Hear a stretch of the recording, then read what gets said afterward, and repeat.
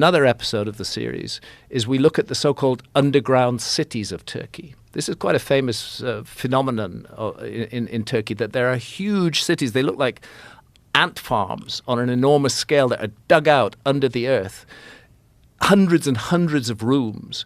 That huge efforts was put into digging deep beneath the earth and creating these shelters. And archaeology does not have a good explanation about what they're there for, or why they were built, or when they were built. They're all cut out of stone. You can only date objects that were left in them. You can't say when they were actually made.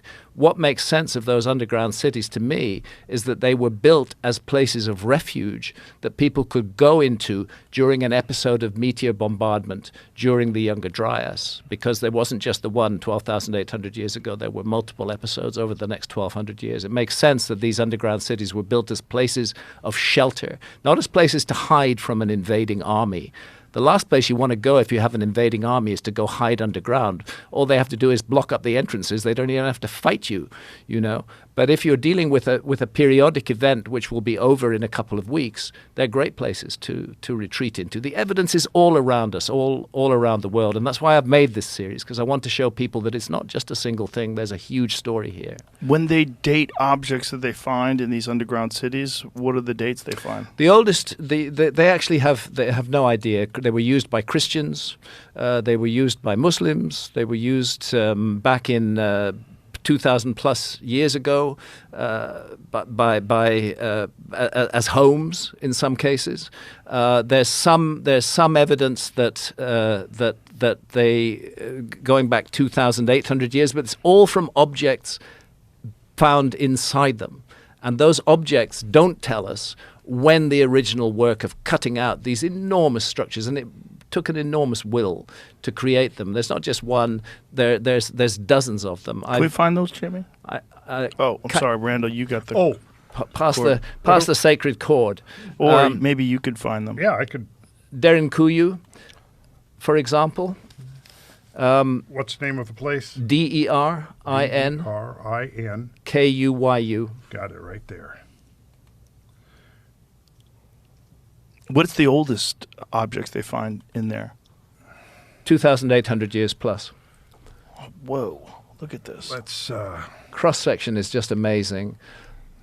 I spent hours down there just wandering around and looking at this amazing place, and it makes no sense to me that it's carved into stone. It's cut literally out of the bedrock beneath the ground.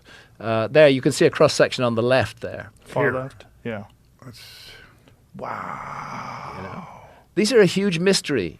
And the fact that objects have been dated to certain periods does not tell us when they were used. Every new culture that went in there would have removed most of the stuff that was in there before. But when you ask yourself what was the motive for creating something like this, the motive is clearly to hide from a danger from above, in my view. That's incredible. Yeah. The most remarkable places. And they can be visited. The two that I visited in the series are Derinkuyu and Kaymakli. And these two sites are joined by an 8-kilometer tunnel underground. 8 kilometers? 8 kilometers long, which joins the two of them. Dug out of stone? Dug out of stone, the whole thing. Wow. You know, How long would it take to complete something like this?